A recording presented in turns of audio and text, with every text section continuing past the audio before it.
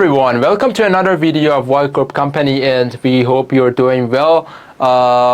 Today we are going to start and begin the first unit of English collocations in use, and hope you enjoy this video. It's Yasin, and we will have lots of fun, and at the same time we will learn a lot of things. The first unit is basically talking about collocations. What is a collocation? I talked about collocations in the very first video that we had with each other. First of all, let's just go to the subject and just start. A collocation is a pair, is a pair or a group of words that are often used together. Let me see. Here it is. Yeah. Pair or group of words that are mostly used together. These combinations sound natural to native speakers. Okay, if you go to America, if you go to London, anywhere. Okay, when you use the correct collocations, they will understand you better. So the native speakers, the people who are from that country, they will understand you better. But the students of English have to make a special effort to learn them because they are often difficult to guess. Some combinations just sound wrong to speakers, to native speakers. For example, the adjective fast collocations with car, but not with a glance. We have a kind of table here. Look, we say fast cars or fast food. Do not say quick cars or quick food. It is not correct, but this one is correct. Fast cars, fast food.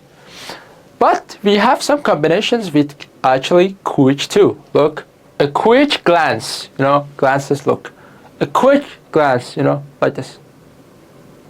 This is a quick glance, not a fast glance. Or a quick meal. A quick meal. You can say quick meal, fast meal, no. Quick meal is correct. What is a meal? Excellent. It's a kind of food, a part of meal we have. For example, we have 3 main meals every day: breakfast, lunch, and dinner. This is called meal.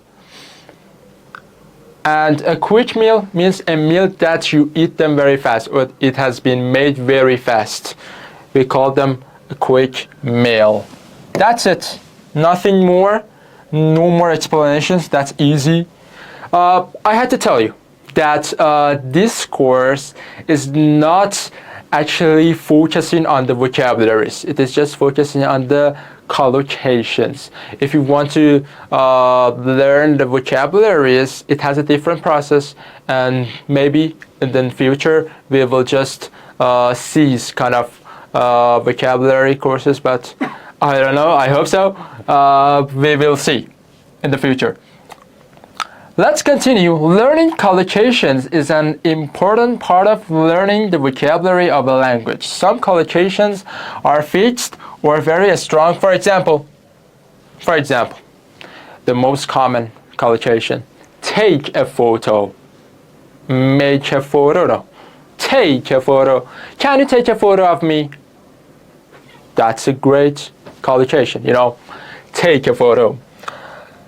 And where no word other than take collocates with photo to give the same meaning. Okay, just take. All right, do not use anything else. Make a photo, no. Take a photo, just this. Some collocations are more open. Some of them are very fixed. Some of them are very unchangeable. They are not that much open to change them. We call them that they are very strong or fixed. Like take a photo, just take. But some collocations are open-minded. They say, no, use another words. We are just here, have fun. Like what? For example, keep to the rules. Or instead of keep to, we can say stick to the rules. Stick to the rules, keep to the rules. For example, the president say, everybody, every people, stick to the rules, please. Or keep to the rules, please. So both of them are correct, actually. Got it? Keep to and stick to the rules. That's it. Okay? Perfect. It didn't work, so we underline it. No worries. No worries. Here are some more examples of collocations. For example, you must make an effort and study for your exams. Look, we say, make, where are you? Here it is. Make an effort. You have an exam, or maybe you have a competition, anything, a sport, anything. You have to make an effort. You have to try hard, like this. We say make an effort. So make collocates effort. Make an effort. Or on the other hand, somebody say do an effort. Do an effort. No way. There's no way out to say do an effort. They will understand. I said they understand what you meant. But you don't sound natural. Make an effort is the correct collocation. And do an effort is just a decoration. Like this. You must make an effort and study for your exams, like this. Did you watch TV last night? Did you watch TV last night? Yes, I did. What do you mean, Mr. Yusefi? Not look at TV. Look, let me tell you another one. Let me tell you another one.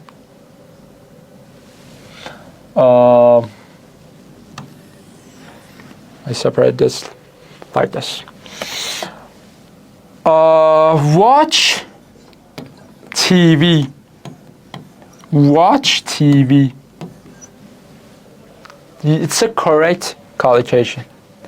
But don't say look TV. Look TV is false. I watch TV at night. Or don't say I'll look TV. It has another meaning. Okay, so the correct one is watch TV. I watch TV every night, for example. Just this. Easy peasy, right? Let's go for the next one. This car has a very powerful engine. It can do 200 kilometers an hour. Not a strong engine. You know, look. We say, let me go to the other part. How can I? Let me see. Select. Let it go. We just do it right here. Look, we say, where were we? We say, oh, powerful. Powerful engine. Don't say a strong engine.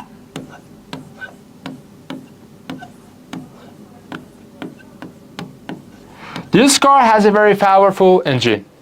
It's perfect. Do not say it has a very strong engine. You know, the correct collocation is powerful. So powerful collocates engine. Next one is ancient monuments. Ancient monuments. What's the meaning of ancient? Ancient is very old. Very, very old. Like very, very old, extremely old. Monuments, what are monuments? These are monuments. Let me tell you. These are monuments. Look, monument, monument. They are something that has been made by a stone. Okay? Monuments. You say ancient monuments or not. Don't say antique. Antique monuments. No. Ancient monuments. Sometimes a pair of words may not be absolutely wrong, and people will understand what I said. But it may not be the natural, normal collocation. If someone says, I did a few mistakes, they will be understood. But a fluent speaker of English would probably say, I made a few mistakes. I said, do a mistake is okay. But make a mistake is a collocation, and the true collocation that you use in daily speeches. So use make a mistake. Got it? Thank you very much. Let's continue. We will talk about compounds and idioms. What are compounds? They have some differences. Compounds, collocations, and idioms. Compounds are again some group of words. They come together and they make a new, statement. You know, it has kind of difference between compounds and collocations. Collocations are some group of words. They come together to make a new, to make a statement. But compounds are some group of words. They come together to make a new, word or a statement. For example, each individual word, they have some meaning, like this one, teapot. Do you know what is tea? We drink tea, like this. Pot is something that we cook in. For example, we put the meat in the pot. This is pot. And when tea and pot, they combine and they come together, they make teapot. What is a teapot? Take a look at here. This is teapot. Where is it? Here it is. This is teapot. So teapot is a kind of compound, okay? Let me write it for you. Compounds are units of, wait a minute. What are compounds? Compounds are units of meaning formed with two or more words. Sometimes the words are written separately. Sometimes they have a hyphen. What is a hyphen? This is hyphen. This is hyphen. Like what? Like narrow-minded, you know. And sometimes they are written as one word, like teapot. Teapot is a kind of compound which is written as a kind of one word, you know. Usually the meaning of the compound can be guessed by knowing the meaning of the individual words. Some examples of compounds, for example, car park. Okay, it's a kind of compound. Like post office. Again, it's a kind of compound. Narrow-minded. It's a kind of compound. What is something narrow-minded? Narrow-minded is a person who actually is not that much open-minded. Some behaviors, some thoughts that are not that much, open, and just like this. We say narrow-minded person. Or shoelace. We know what is shoe and we know what is lace. But when shoelace, they come together, they make a kind of separate word. This is shoelace. Look, this is called shoelace. This is shoelace. So shoelace is a kind of compound. Or here it is, shoelaces. Teapot, I told you, is a kind of compound. After these kind of stuff, we are going to continue. It is not always easy to separate collocations and compounds. It's a kind of challenge for you. And where they are useful for learners or an important part of the vocabulary of a topic, we include some compounds in this book too. We have some compounds. We will talk about it, and you will see, as you saw some of them. Idioms are groups. Okay, what are idioms? Idioms are a group of words, two or mostly more than two. For example, 3, 4, or 5. Words, they come together, they combine, and they make a completely new meaning. You cannot guess by the individual word, you cannot guess it. You cannot understand what is the meaning. So idiom is some group of words, they come together, they make a new, completely new meaning. Idioms are a group of words in a fixed order that have a meaning that cannot be guessed by knowing the meaning of individual each one of the words. For example, pass the buck. Pass the buck. What is the meaning of buck? Buck is a kind of animal, This is buck. But what is the meaning of pass the buck? Pass the buck means, for example, somebody tells you, go and wash the dishes. And you say, oh no, I passed the buck. I passed the buck. It means that I'm not in the mood for that. I don't do that. Okay? It means to transfer the responsibility or duty to someone else's, or to not to do something, not to do some duties, some responsibilities, or to transfer the duty or responsibility to someone else. Is an idiom means to pass responsibility for a problem to another person to avoid dealing with it oneself. I don't want to deal with it. I want to live my life. That's it.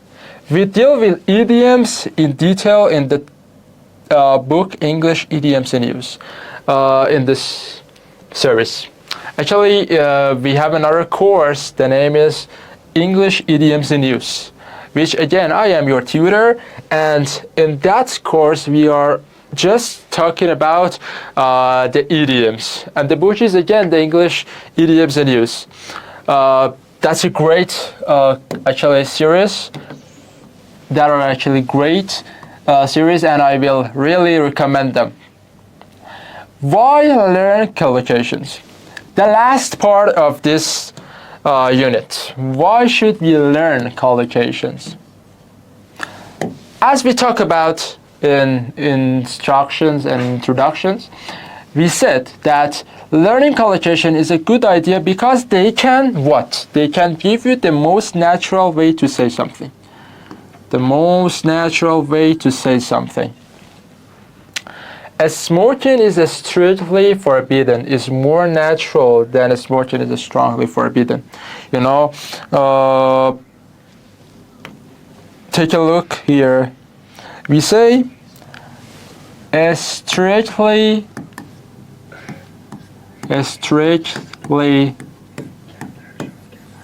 forbidden.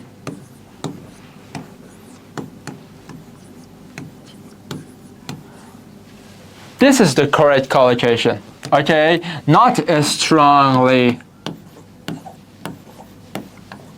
forbidden. I told you, they understand what you mean. But the true one is to say strictly forbidden. Smoking is strictly forbidden. Walking your dogs is strictly forbidden in this area. Like this. These are some examples that you will find it very funny. Next one, number 2. Why should we learn the collocations? Give you alternative ways of saying something, which may be more colorful, expressive, or more precise. Don't use the same sentence as always.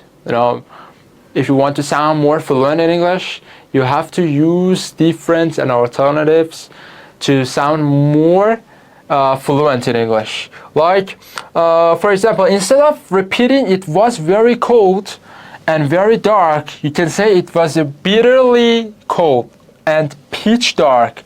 Bitterly cold, pitch dark. Again, let me explain this one for you.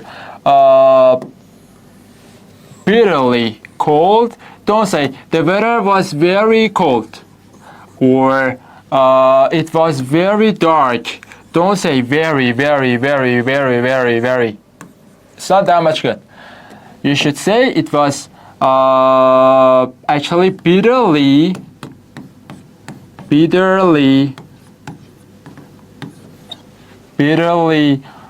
cold. Or you can say it was pitch dark. Pitch dark. Pitch dark. When you say pitch dark, it means completely dark. For example, that night it was pitch dark. We went through the dark and blah blah blah, like this. Or bitterly cold. The weather was bitterly cold that we had to wear jackets. This is it. Alright, let's continue. Bitterly cold. Number 3, why should we learn them? Improve your style in writing. Instead of saying poverty causes crime, you can say poverty breeds crime. Breeds crime. Poverty causes crime is good. That's a kind of, I think, B2 level English. Instead, say poverty breeds crime. What's about poverty? Poverty means not having enough money, or having, the lack of money. Poverty breeds crime. Instead of saying a big meal, you can say substantial meal. Substantial meal. Today I had a very big meal.